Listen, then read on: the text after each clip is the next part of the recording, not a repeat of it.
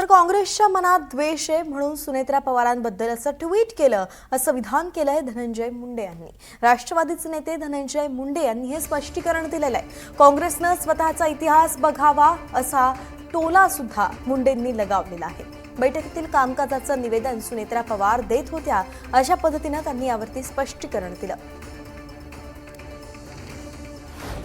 असं त्यांच्या अधिकृत पेजवरून वक्तव्य पहिल्या महिला उपमुख्यमंत्र्यावर करण्याच्या ऐवजी जर इतिहास पाहिला असता तर स्वर्गीय इंदिराजी ज्यावेळेस पहिल्यांदा देशाच्या महिला प्रधानमंत्री झाल्या त्यावेळेस त्यांच्या बाबतीतही असंच वक्तव्य तत्कालीन विरोधी पक्षांनी केलं। पण स्वर्गीय इंदिराजींनी देशाचं पंतप्रधान म्हणून ज्या पद्धतीनं कणखर काम केलं